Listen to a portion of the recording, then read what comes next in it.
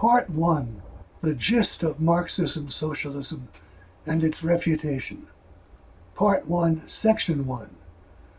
The essential nature of socialism.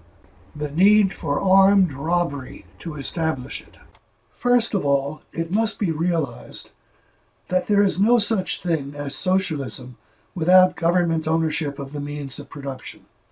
That is the essential defining characteristic of socialism.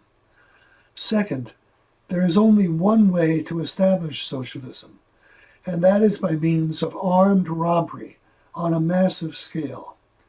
Even a democratically elected socialist government would have to send armed men out through the country to seize the means of production, for there is no other way that it could obtain ownership of them. The fact that it was democratically elected would be of as little significance as the fact that compared with its victims, a lynch mob typically constitutes an overwhelming majority.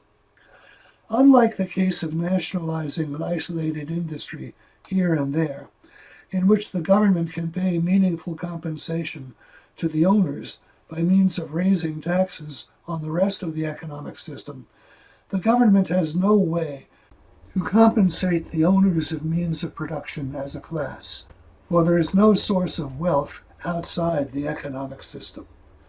Furthermore, insofar as socialists believe that capitalists are thieves living off profits stolen from the wage earners, they do not want to compensate the capitalists, even if they could. In these circumstances of total loss, many capitalists will resist the theft of their property. They will forcibly defend what is theirs. At this point, a newly installed socialist government is put in the position of a would-be street robber who must make a fundamental decision.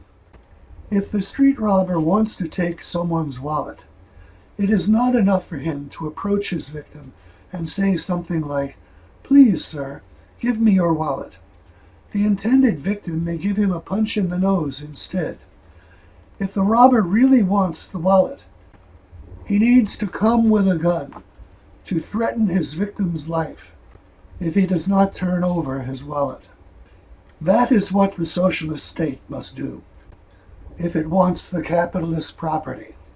It must come with enough force to overcome the armed resistance of its victims, which entails its committing murder on a large scale, very possibly on the scale entailed in the civil war it may provoke.